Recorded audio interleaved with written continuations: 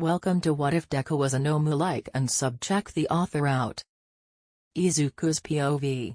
I'm standing next to Master in some kind of facility. It has all kinds of outdoor places, but it's obvious we're in some kind of dome. I look up when I hear someone say, "Oh cool, look, they even have fake villains." There's a large group of people standing about 75 meters or so away. They looked vaguely familiar, but because of Master's punishments I had lost all sight in my left eye, and going from a pitch-black room to a very brightly lit area in under 5 minutes takes a hot second for your eyes to fully adjust. Master goes on about his plan to kill All Might, as usual, and then Gary transported all the people to different places. I saw someone in all black fighting a few of the thugs before Master grabbed my shoulder. "Alright pet, this is your one and only chance to prove yourself," Master said, taunting me with the remote to my collar. I knew the collar had the potential to kill, so the fact he was threatening me here with it meant he'd kill me as soon as I failed. "Now, go kill Eraserhead." My heart stopped. "Are you deaf? Go and do it," Master said, rubbing his thumb lightly over the remote. I nodded, scared of what would happen if I didn't listen. I immediately pulled out my knives and ran over to Eraserhead. He saw and got into a defensive position. I lunged at him and barely nicked his cheek before he solved me away. "TCH, where the hell did the crusty bastard find all of you?" Shota angrily mumbled to himself. "I guess because I have a hood and mask on he can't recognize me." Purposely I let my hood fall down as I went for another lunge. Dad's face was a mix of shock, sadness, regret, and anger? Izuku hated it when people were angry with him, especially his family. "What the hell are you going here?" he yelled once again, countering and pushing me away. I didn't respond, in fear Master would see and think I'm conspiring with Eraserhead. What to do? What to do? If I fight as hard as I can I might kill one of the people I care about most, but if it's obvious I'm trying to buy time then I'll surely die. Ugh! I teleported behind Eraserhead and hit the back of his head with the butt of the knife. I had hoped it would knock him out or something and I could pretend I killed him, but it didn't work. He was just fine, if not a bit startled. Of course a pro hero like him could take those kinds of hits. "It's fine though, I'll think of another way." "Izuku, what's going on with you?" Dad asked, preparing for another attack. "Why are you doing this? You're going to kill me. Is that what you want?" "No," I answered in a whisper. "Are you sure? Because that's what you're going to do if you don't stop," Shota yelled back. "No," Izuku said a bit louder. "If you do this you'll be a murderer. Are you willing to lose everything you have?" Dad yelled at me. He was so mad. "No," I screamed back. "I'm not a murderer. It's their fault, not mine. It's not my fault." I was shaking uncontrollably, getting reckless. "It's only a matter of time before Tomura kills me. I did bad things, really bad things. But it's not like I had a choice. Those people did, they knew they'd have to kill and willing tried. I didn't have that luxury. So I'm not a murderer, right? Midoriya." I freeze. "Todoroki. Midoriya, stop this. What are you doing?" he yelled, running up to Aizawa. "Izuku, if you do this you'll be a villain. I thought you wanted to be a hero? A teacher?" Shota says, taking a step towards me. I do," I say frantically. "Don't they see? Can't they see the predicament I'm in? I don't want to hurt you. I don't want to kill people." I scream. "It's not my fault, it's not my fault, it's not my fault." Tears start to stream down my face as I drop my knives. What am I doing? I'm gonna die. But that's what I deserve. I'm a terrible person. A horrible, horrible person. Stay away from him. I hear Todoroki and Dad yell. "Well, it seems you just aren't up for the job, pet," Master said from behind me. "I'm gonna die. I'm sorry, I'm sorry, I'm sorry, I'm sorry, I'm sorry." I yelled, grabbing my hair and pulling it. I started to hyperventilate and the world seemed to spin. "Izuku!" I hear someone yell. I feel a pinch in the back of my neck and knew Tomura had pressed the button. It felt like my body was on fire. I screamed and fell to the ground. It felt like it lasted for hours, like it would never stop, until it did stop. It all stopped. The pain, the noise, the thoughts. It was nice. Tilda. Am I dead? No. Are you sure? Yes, I can feel the soft bed I'm on. Dead people can't feel. Right. I tried to open my eyes, but that proved to be very difficult. Once I finally opened my eyes, I was momentarily blinded in my right eye. The room was so bright. My eyes finally adjusted and I could clearly see I was in RG's office. I let out a sigh of relief. That was until I tried to sit up. I couldn't. That's when I looked down and saw that I was strapped to the bed. I couldn't move. What were they going to do? They are gonna hurt me, aren't they? No, no, no, no, no. I panic, more like freak the fuck out. I squirmed and thrashed until the binding came loose. I was able to get out of bed of death, still panicked. I knocked something over and it fell with a loud bang. Recovery girl, Dad, Papa, Hitoshi, and Todoroki all came running in when they heard the noise. Izuku, what are you doing? Dad exclaimed as he saw me in the corner of the room. Yelling. He yelled. Fuck. You haven't been awake for more than 10 minutes and you've already fucked up. I couldn't say anything. If I said anything they might get angrier. Izu, calm down, you're safe, Hitoshi said. You're going to hurt yourself, Midoriya. Please get back to the bed. Papa asked cautiously. No, they're going to hurt me. They don't want me to move. They're bad, they want me to hurt. Shota takes a step towards me and I freaked out. And no. Stay away. I screamed. I curled in on myself and crouched into the corner, wrapping my wings around myself. I'm safe in here. A safe little cocoon, no one can get me in here. The POV changes a few times, so my apologies if that bothers you. Aizawa's POV. Izuku curled in on himself, wrapping his wings in a cocoon as a last-ditch effort to keep himself safe. No one knew what to do. Obviously they shouldn't try and touch him. That could only make things worse. He obviously wasn't going to talk. Aizawa felt bad about the bindings. Sadly he didn't have a choice. The Hero Committee said that he had to have them until it was proved that Izuku was no longer a threat. Whatever Shigaraki did to the poor boy obviously scarred him. I can only imagine it was much worse than the first time around.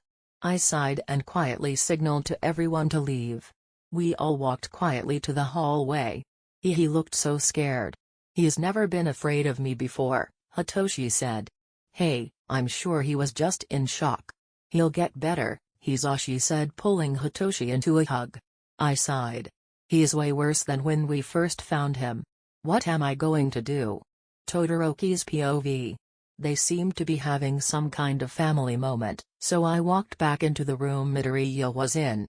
He was still in his makeshift cocoon in the corner when I entered. Midoriya barely survived whatever drug they gave him. He really was on the verge of life or death. Even then it altered his appearance a bit. His once pale skin now had black patches of scales. He has a large patch on his right shoulder and has another on his left side. His right foot is also covered in the black scales. Izuku has a particularly notable patch on his right eye. It covers about the same as my scar. Midoriya probably didn't notice them through. He was probably too scared to pay any attention. I walk over to Izuku's corner and crouch in front of him. Hey Midoriya. I say quietly, trying not to startle him. He still jumped a bit. Midoriya, it's Todoroki. I'm not going to hurt you or touch you, you can come out. I say softly, like trying to convince a frightened kitten from under a couch. He opened his wings a bit to look at me before opening his mouth as if to say something but never did. It's okay, you can speak. I tell him. He looked hesitant. Why you promise? He asked quietly. He looked so small and fragile. Like a single touch and he would shatter. Yes, I promise. He let his wings slide to the floor, laying limply behind him. We sat quietly for a moment before Izuku spoke up. See, can I hug you? He asked softly. I made me chuckle at how cute the way he asked was. Though he had never asked in the past, it makes me sad to know he's scared to do what used to be normal for him. I nodded and he hesitated before crawling to me. I sat on the floor rather than in the crouched position. He cautiously sat in front of me for a second before ultimately crawling onto my lap. He wrapped his legs around my waist and his arms around my neck in a koala-style hold. Midoriya then laid his head on my left shoulder before promptly falling asleep.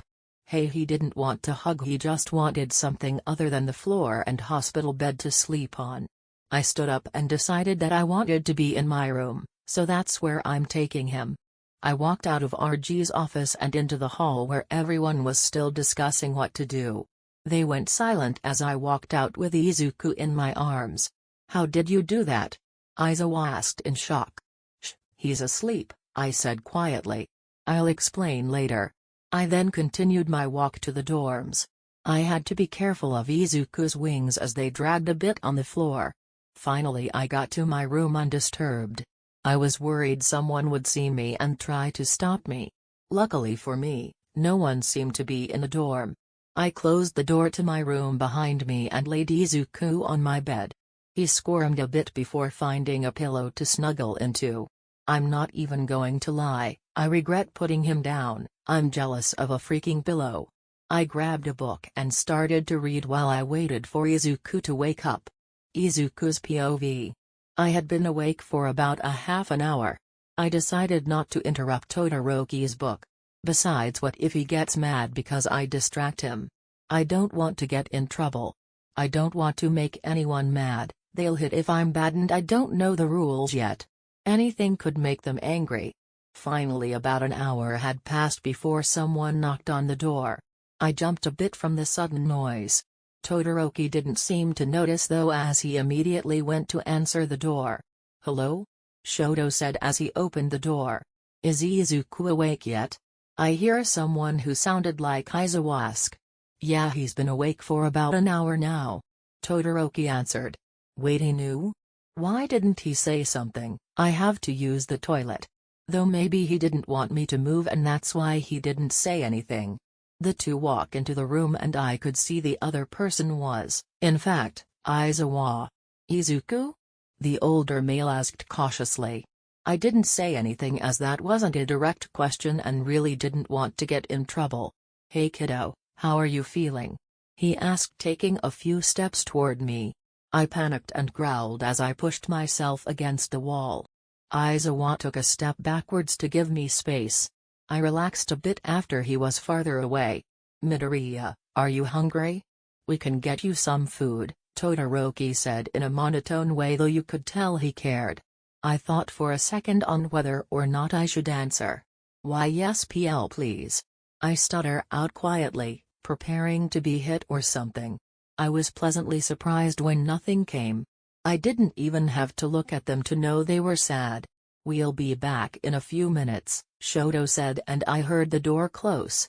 I jumped out of the bed and ran to Todoroki's bathroom. I did my business and when I went to wash my hands I noticed my appearance. Shocked, I jumped backwards and knocked a few of Todoroki's things off the sink. The soap hit the ground with a thud as a bottle of cologne shattered. The door to the bathroom swung open to reveal Todoroki and Aizawa. "What happened?" Todoroki said, more like yelled. I stuttered. Todoroki took a step towards me and I knew I fucked up. Moved a little too fast away from his hands and ended up on the floor. Lucky my hands broke my fall, so they were the only thing that got glass stuck in them. There was a lot of blood though. "Midoriya, are you okay?" Todoroki asked as he made another movement to me. "A mess, sorry. I didn't mean to," I yelled, terrified of the punishment I'd get. "I don't want to get hurt. I'm sorry." I started to cry and pull at my hair. Todoroki quickly came over to me and pulled my hands away from my head. "I'm not going to hurt you, neither would Aizawa. Take a few deep breaths. It's okay, I got you." Todoroki pulled me into a hug as I sobbed. "Shh. I got you, everything will be okay now." We stayed like that for a little while, me crying and holding Todoroki's shirt and Shoto whispering sweet nothings in my ear. I finally stopped sobbing and was only sniffling. "You need to see Recovery Girl, she has to wrap your hands," Todoroki said softly. I nodded and he picked me up. Shoto continued to rub my back as he carried me to RG's office. I knew Aizawa was still there, he was keeping out of the way though. He probably knew I don't want him touching me. I don't want anyone touching me. But Shoto is different. I know he'll be gentle. He took me to Recovery Girl's office and at first I didn't let her touch me, but Shoto said it would be fine and he would hold me the entire time. I was half asleep by the time she was finished and Shoto carried me back to the room. Hitoshi's POV. After that damned Todoroki carried Izu to his room, I went to Kami's room. Ugh. I hate him. I say as Kaminari looked at me a bit startled at my sudden appearance.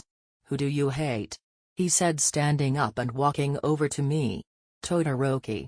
It's his fault Izuku is in this mess and Izu will only let that bastard near him," I say fuming. "I was always there for him. And he lets Todoroki help him?" I say angrily. "Hito, it's not Midoriya's fault. He is scared and confused right now I know, but why Todoroki of all people?" Kami sighed. "He still cares about you Hito, just give him time and patience," the yellow-haired boy said pulling me into a hug. "At least he's safe now. My boyfriend reassures me." I nodded and we cuddled in bed for the rest of the night. Izuku's POV. I wake up on a soft bed? Right, I'm not with Master anymore.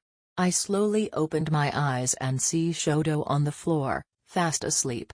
Did he sleep on the floor? Why didn't he just leave me on the floor? I mean I don't deserve a bed. I'm not good enough for one. I slowly sat up and crawled out of bed. I go over to Todoroki and sit next to him. "Todoroki? Are you awake?" I asked giving him a small shake. He opened his eyes and looked up at me. "Sleepy show is cute. Good morning Izuku, how long have you been awake?" he asked as he sat up and rubbed his eyes. "Not too long," I say quietly. It's weird talking again. I'm afraid if I get too loud I'll get in trouble or something. "Okay good," the half-and-half boy said ruffling my hair. I'm not gonna lie, I liked that a lot. Honestly I loved any kind of praise. It reassures me that I'm doing good. Though I was a little happy my face remained emotionless. "I'll go grab something to eat for breakfast and bring it back, okay?" Todoroki said. I nodded as he left the room. I walked to the bathroom to get a better look at myself. I had black scales all over. It must have been a side effect from whatever drug Master gave me. Speaking of, why aren't I dead? It's what I deserve. I should be dead right now, not sleeping in a cozy bed. I looked at the scales and imagined myself without them and they slowly disappeared. I really did learn a lot about my quirks in Master's training. I sighed and walked out into the room. I looked at the bundle of blankets that Todoroki left on the floor. Then an idea came to my head and almost instinctively I made myself a makeshift nest. I made it in the corner of Sher's room and just piled the blankets and pillows in it. I snuggled into it and I think I might have even purred a bit. I heard the door open and peeked my head over the top of my little nest. Todoroki walks in and sets the 2 plates of food on his desk. He then turns around and noticed me. He immediately started to laugh. What does he find so funny? He finally stopped laughing. "Izuku, what are doing?" he said out of breath from laughter.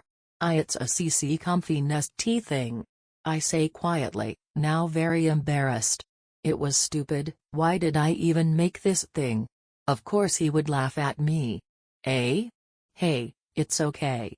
I was just a bit surprised. "You also looked really adorable in it," Shoto said. How did he know what I was thinking? Shoto grabbed a plate of food and carried it over to me. "Here you go," Shoto said handling it to me. I eyed it suspiciously before taking a bite. I was worried at first that it was drugged or something, but Shoto gave it to me and he wouldn't do that. I ate all my food and just laid in my nest until Shoto finally finished his food. "HATT Todoroki?" I asked. He hummed in response. What happened after I passed out? I asked curiously. Todoroki's POV. I froze. What do you mean? I asked. After Imemma's Master T tried to kill me. He elaborated. Oh. Are you sure that's what you want to hear about? I asked cautiously. I'm finally getting somewhere with him. I'd hate to make things worse by bringing that stuff up. Why yes, he said in a whisper as usual. I sighed. He has a right to know, I guess. Okay, I'll tell you. I say, walking over to his nest. Flashback time. Shigaraki walks up to Midoriya and I screamed at him to stop. It seems you just weren't up for the job, pet. He says to Izuku. Midoriya started to pull at his hair while repeatedly saying he was sorry. All of a sudden Izuku just seemed to stop and he passed out. That's when we saw the remote in Shigaraki's hand. That bastard did something to Izuku. I was absolutely pissed. How pathetic. I really did have a little more faith in the thing, Shigaraki said, shoving his boot into Midoriya's side. He laughed and then looked at us. He really is useless, so you really be grateful I got rid of the pest. I was about to roast that motherfucker's ass when Snipe shot him through the arms and legs. Gore transported him out of there right after. Though he, himself didn't leave. We ran to Midoriya immediately. Gore was standing next to Izuku's body. Here, this is the antidote, fought the poison that was injected into young Izuku. The child truly didn't deserve the horrible years he spent with Tomura. The Mist Man said before disappearing. We got Midoriya to the hospital, and under normal circumstances we wouldn't have just injected random substances into people, but it really was our last hope for Izuku's survival. It worked though, just in the nick of time. We were all outside of Recovery Girl's office discussing the injuries Izuku had. He will never be able to see out of his left eye again. Honestly, it's a miracle in itself that he even still has the eye. Izuku broke 3 ribs and fractured his right arm. He also reopened old stitches. Someone from the league's side seemed to have cut him wide open and stitched it up, poor boy. That's when we heard something hit the floor in Izuku's room. Midoriya's POV. I listened quietly to everything Shoto told me. Once he finished, I stayed quiet, processing what had been said. Thank you. I say, lightly grabbing the hem of his shirt, pulling Shoto to me. I wrapped my arms around him and cuddled my face into his chest. He reciprocated the action and rubbed my back softly. I wish I could have done more to save you, Todoroki admitted. I stayed quiet but knew he did what he could and I appreciated him for it. There wasn't a lot anyone could do, really. I can only imagine how Dad and Papa felt. I'm still really scared and wary of people, but I want to hug Papa and have Dad tell me everything is going to be okay. Hitoshi. I want to hear Hitoshi make a dumb joke or stupid comment. He always makes me laugh. I think I'm ready to see my family again. Todoroki pulled away and looked into my eyes. He then made a funny face. What happened to the scales? He asked, reaching up to touch where they once were on my face. I flinched a bit but let him touch me. I know how to make them go away. I leaned into his hand, giving Shoto a small smile. His eyes went wide and for a second it looked as if he would cry. You know, your smile really does brighten a room, Shoto said, making me blush a bit. I mumbled a thanks and laid down to take another nap. I've been really tired, and though I would love to go outside, I'm far too scared of being around a lot of people right now. So for now I'll rest and try not to flinch so much. I drifted off to a peaceful sleep. Third POV.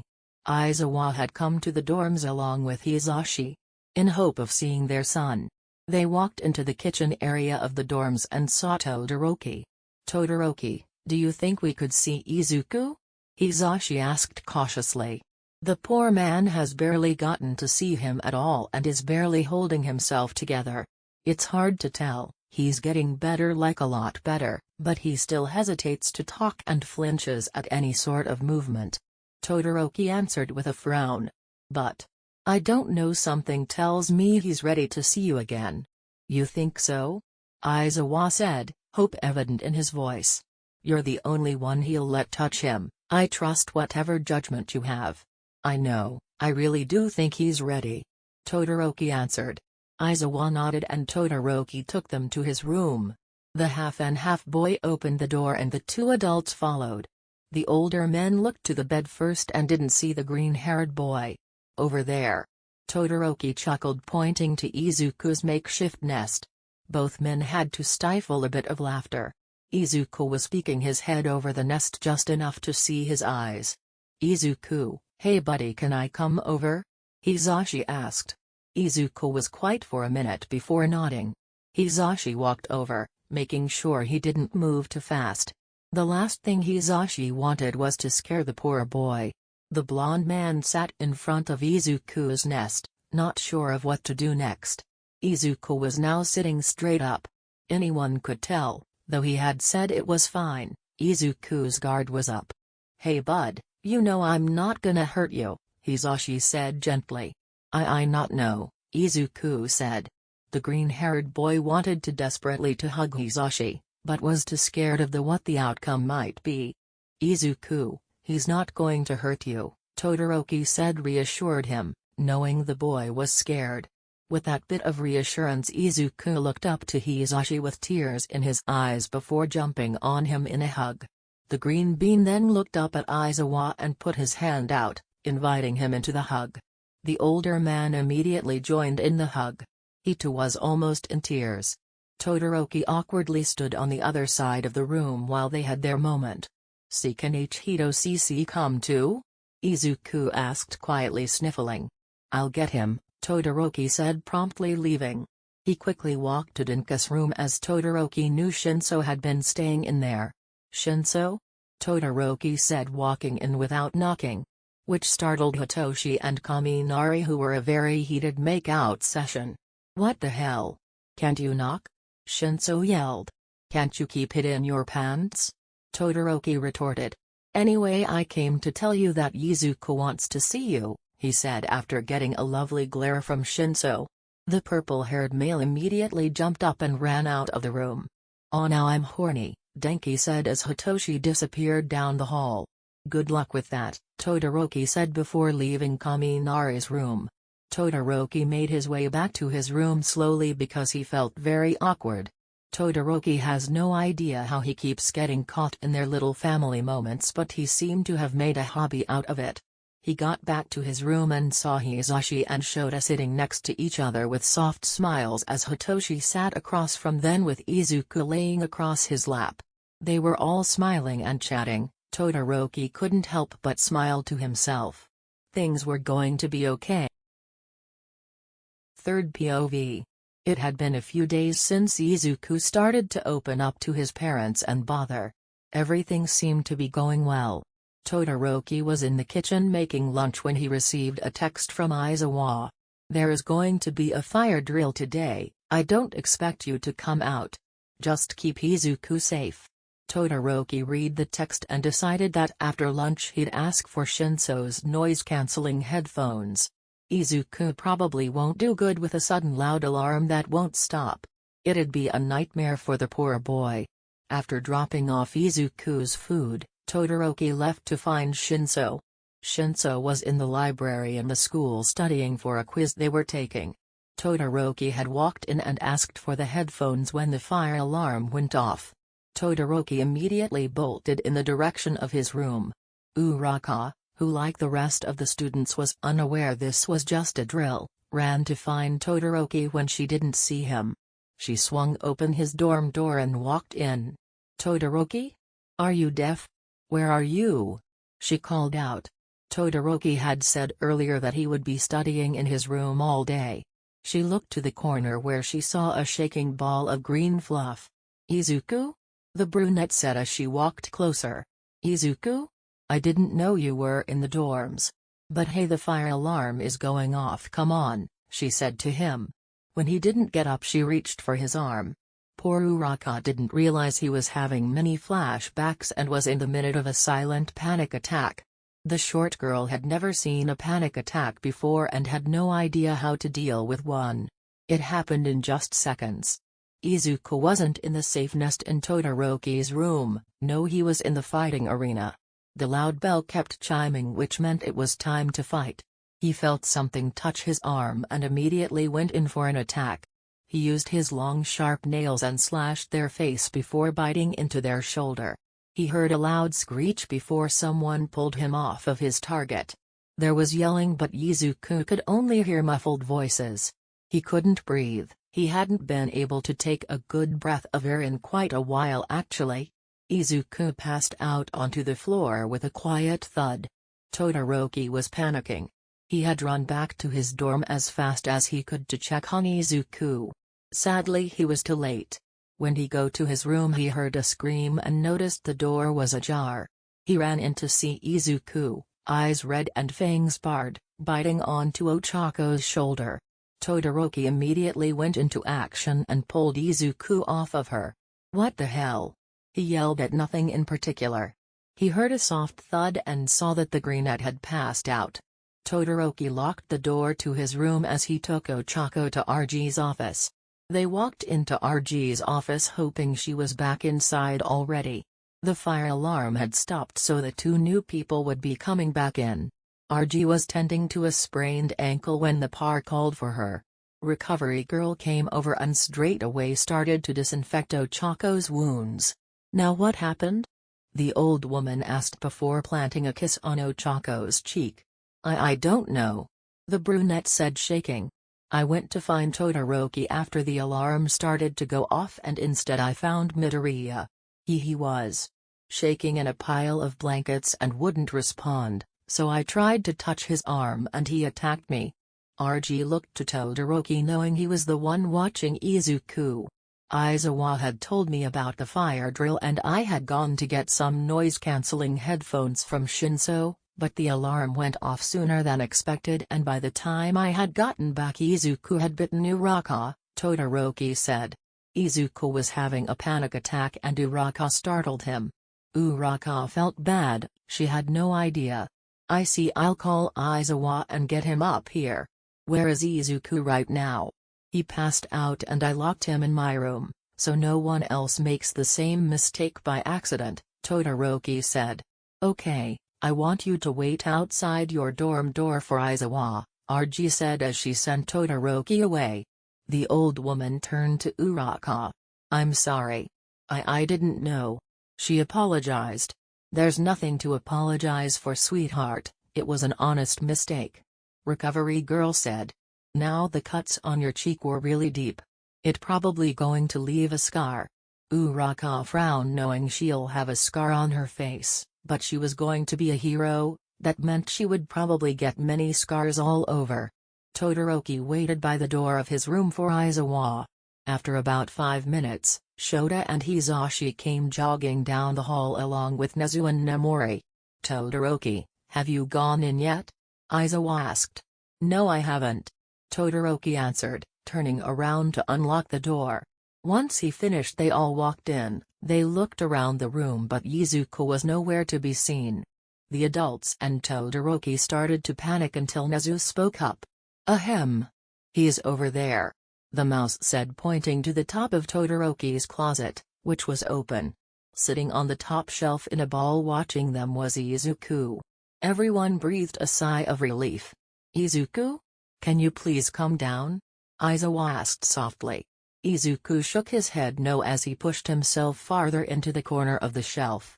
"Izuku, please come down," Todoroki asked. The green-haired boy was quiet for a moment. "Is the B bad, so sound gone F go for G good?" he asked nervously. "Izuku, it was just a fire drill alarm, it's not going to come back for a long time," Nemori said. "PR promise?" "Yes, I promise." Izuku slowly climbed out of the closet and shyly stood just outside of the closet door. "It's okay," Todoroki said, walking over and pulling Izuku into a hug. Todoroki pulled away and gently led Izuku to his nest. Izuku let go of Todoroki's hand in favor of curling up in the pile of blankets. "Izuku, do you remember what happened when the alarm went off?" Hisashi asked, walking over and crouching in front of the nest. Izuku was quite and obviously uncomfortable with the question. Sort of. Midoriya answered. "Okay, Then can you tell me what you do remember? Izuku hesitated but nodded. The alarm went off and I got scared because it sounded like the bell that master uses to start a fight, Izuku stuttered. And suddenly I was going to fight and something touched me and I panicked. I can't remember anymore. The brunette said almost in tears. Hey, it's okay. The blonde said patting Izuku's head. Thank you for telling us. They all left Izuku to rest as they went to Aizawa's office to talk. Aizawa sighed as he rubbed his temples. RG told me what Uraka had said. It doesn't sound like she'll be pressing any charges against Izuku, he said sitting by his desk. Okay, so isn't that good? Todoroki asked. It is, but we have a meeting tomorrow with the Hero Committee and they're already apprehensive about Izuku being on campus. This is going to be the nail in the coffin, I can feel it. Aizawa answered. What does that mean? Todoroki asked concerned. Nothing if any of us have anything to say about it. Namori answered. Okay Todoroki, why don't you go back to your room, make some dinner for yourself and Izuku and if you're not with him lock your door, okay? Hisashi said ushering Todoroki out of the room. Todoroki decided that they obviously didn't want him there so he did as he was told and went back to his dorm. He couldn't help the sinking feeling he had. Something bad was going to happen, he just knew it. This song gives me the feels and it just felt right for this chapter. Third POV. Shota and Hisashi both walked into the meeting room where about 50 other pro-heroes sat. They waited about 10 or so minutes before the head of the Heroes Committee finally came in and sat down. Shota and Hisashi had been stressed about what might happen to Izuku. The committee had been against him from the beginning but they were outnumbered by the heroes. Shota was worried that because of the recent events, the committee would have more support. Okay, let's get this meeting started. Tsubashi, the head of the Hero Committee, said. We're here again to discuss the recent events caused by Izuku Aizawa, he said looking to his papers. Aizawa was targeted by the League of Villains before being recaptured. He was the tortured and sent to kill Eraserhead and the class of 1A. Izuku failed at this attempt and was taken back into UA custody. The young Aizawa seemed to be getting better until yesterday when he brutally attacked a student. Tsubashi finished the report. Shota was seething. That report made Izuku sound like an animal. He wanted to deck the dumbass right then and there. We suggest that the boy be taken into our custody to be properly protected and taken care of, he said in a condescending tone. Izuku was and is being properly looked after, Shota said angrily. If he was properly being watched then the Uraka girl wouldn't have been hurt. You left a child to look after a mentally unstable boy, Tsubashi said. If it weren't for Hisashi, Shota might have killed the man then and there. He isn't mentally unstable, he's a traumatized child, Hisashi spat back. He's scared of getting hurt, scared he'll lose everything all over again. And that's exactly what you plan to do. Shota had never heard Hisashi go off before, he was always very passive. You want to take him away from the only people he can find comfort in. The only people he can trust. The only people who have shown him the kindness and love he deserves. Hisashi looked as if he was going to cry, probably just from pure rage. What if the Todoroki boy was late? What if Todoroki was late? Izuku would have killed the girl. What would you do then? Tsubashi asked accusatively. You're lucky young Uraka was understanding, you got lucky this time, but what about next time? Who's to say he won't panic and try to kill someone else? And who knows how many he has already killed? You're defending a murderer. What would you know? You've talked to Izuku like one time, Namori yelled at him. In the report from yesterday the boy said it sounded like the bell master uses to start a fight and suddenly I was going to fight someone before he passed out. He had every intention of killing her. He has also tried to kill Akatsuki Bakugo. But that's because of his quirk, Namori said. Exactly, even if he doesn't want it to happen, he'll do it anyway. What if something were to trigger him in a store? He would have no control over what he does and who he kills, Tsubashi stated. We can debate on this all day, but I have things to do, so let's hurry this up, shall we? The man said, annoyed. We passed out little cards in front of each seat. They have box 1, box 2, and 3. 1 means you think the boy should stay in Eraserhead's custody, 2 means you think that the government should take custody of him, and 3 means undecided. Whoever has more votes decides. Shota and Hisashi had a bad feeling about this. They knew that with the right training and therapy, Izuku would be fine, but the way Tsubashi said everything made it sound like there was no hope for him. Everyone voted and the ballots were taken to be counted. About 15 very anxious minutes later the ballot counters came back. 3 votes were for undecided, 20 voted for him to be left in the custody of the Aizawa family, and 27 voted for him to be brought into the custody of the government. Hisashi had tears streaming down his face as the counter announced the votes. There has to be a mistake, Namori yelled. If you would like to see the ballots and count them yourselves, then I can get them for you. The lady said. Please do, Hisashi said immediately, trying to wipe the tears out of his eyes. The girl brought them out and Namori counted them. They are correct, 3,20,27 are the right numbers, she said disheartened. You can't just take away our son, Shota said sadly. With this vote we can actually, Tsubashi said. We will be taking him immediately, and we apologize, but there will be no kind of visitation to see the boy, he said with a hint of a smirk. What? Absolutely not. That should have been disclosed before the vote. Shota screamed at Tsubashi. He is going to be in the government's custody, which means you can't decide that. It's up to me, and as I see it you'll be holding him back, Tsubashi said. Holding him back? From what? Are you afraid he'll rebel against you at the thought of ever having freedom? Hisashi yelled. This meeting is over, we'll come take the boy immediately. The man said with no sympathy in his voice. Are you sure this is a good idea? Nezu intervened. Tsubashi sighed and rubbed his temples. Yes, okay, this is the best option, he said annoyed. If you do this Izuku will not understand where his loyalty lies. Are you willing to risk that kind of betrayal? Nezu questioned. Unlike your reckless way of teaching him, ours is foolproof, he said leaving the room. Shota immediately grabbed Hisashi's hand and quickly pulled him out of the room. Shota dragged Hisashi to the car and started to drive back to UA. Hisashi didn't have to ask what he was doing. The blonde already knew Shota was trying to get there before that fucker did. Shota was definitely driving way over the speed limit. It took almost 5 minutes to get back to UA. The drive to the meeting area was almost a half hour away. Shota and Hisashi jumped out of the car, Namori and Nezu hot on their tail. They all hurried into the dorms to find Izuku. They knew none of them had much of a choice about what happened, no matter how opposed they were. Right now they wanted to have their proper goodbyes, though they are going to do anything they have to get him back. Hisashi went to get Shinso while the other 3 went into Todoroki's room. When they walked in, they saw Uraka sitting on Todoroki's bed with Izuku snuggled in her lap as Todoroki sat next to her, obviously jealous. Oh hey, what are you guys here for?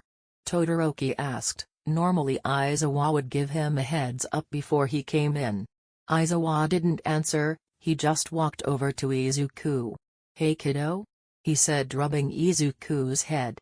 Izuku lifted his head from the brunette's lap to see Shota in front of him and Hitoshi and Hisashi barging in. Izuku, look at me, I want you to know that no matter what happens we love you, Shota said, hugging the greenette. Shinso immediately ran over and hugged him too. Hisashi was fast to follow. What's going on? Todoroki and Uraka asked, concerned. Hitoshi was crying and Hisashi was near tears again. Izuku, you're the absolute best brother I could have ever asked for. Why are you so sad? Izuku asked, startled.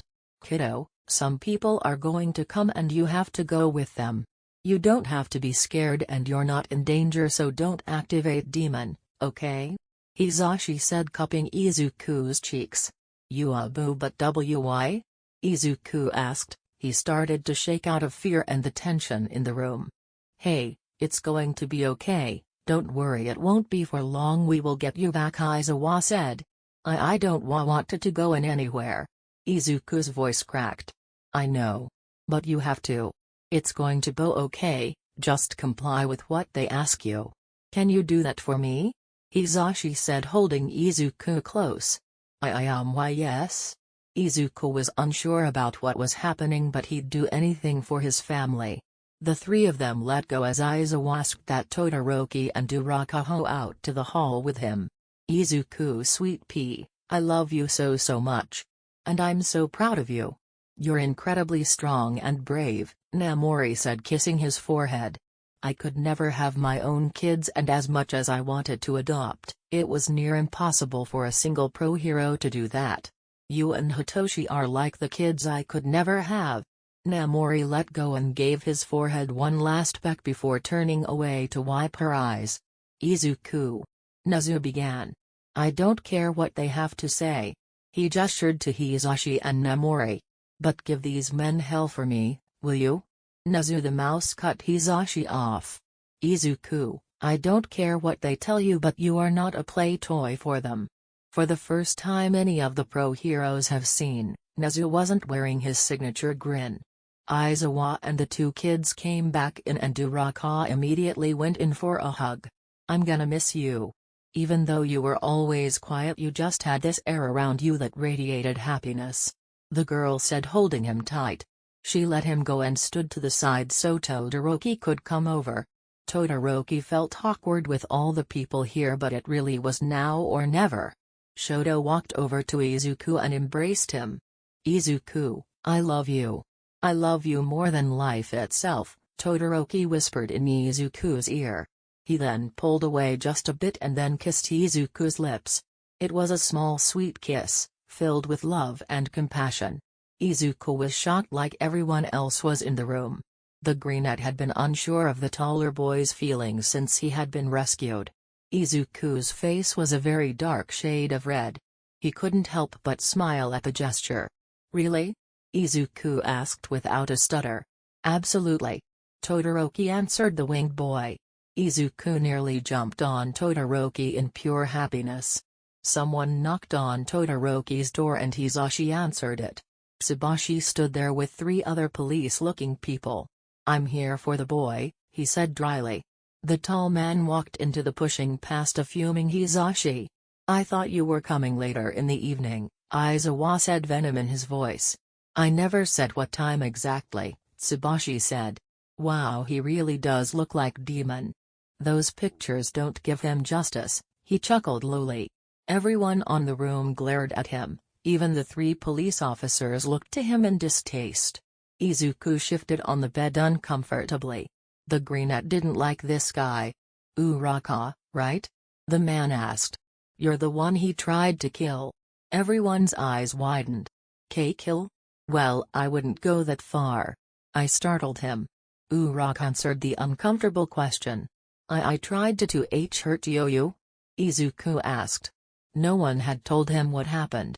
They were worried the guilt would eat at him and halt his recovery process. Yes, you are the one who scarred her once pristine face, Tsubashi said to Izuku. Izuku immediately went to Uraka to see her face. He looked at her in horror. There were 3 distinct slice marks on her lower cheek. Izuku, it's fine. I should have been able to defend myself, and besides I'm a hero in training. Soon to be full-time hero, I have to be prepared to get scars. The short brunette said. No, it's not fine, hurt you, Izuku said, his voice barely above a whisper. Tsubashi smirked a bit at the boy's reaction.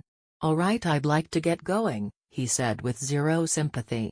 Come on boy, I don't have all day, Tsubashi said, reaching out to grab Izuku's arm. Izuku flinched away from him. Tch, he mumbled before grabbing Izuku's arm and roughly pulling him away from Uraka. Hey! Be gentle, Aizawa said, stepping towards Tsubashi. Relax, I'd be disappointed if that was enough to hurt the kid. Everyone in the room was plotting this man's death. Izuku looked terrified. I don't want to go," he said as he started to struggle out of Tsubashi's grip. "Let go of him for a second," Hisashi yelled. The man reluctantly did so and let go of Izuku's arm. "Izuku, I know you're scared, but I need you to listen right now, okay? Can you please do that for me?" Hisashi asked the boy. Izuku thought for a minute before nodding. What kind of shocked everyone was Izuku's face though. It went from fearful and almost crying to completely and utterly devoid of emotion. Izuku walked over to Tsubashi and stood there silently for a moment before turning around. "Goodbye," was all he said as the man smirked and quickly led Izuku out of the room. As soon as Izuku was officially gone, they all broke down. He was gone. Shota and Hisashi were devastated to be forced to let Izuku go. Hitoshi just lost his best friend, his partner in crime, his brother. Namori cared so dearly for Izuku, it was heartbreaking to watch him leave. Uraka felt guilty, she felt it was her fault he was gone. And Todoroki. Unlike everyone else, Todoroki recognized the look Izuku had on as he left. It was the look he had before he met Izuku. The look you get when you've given up on finding happiness. THX for watching. Skshnpai out.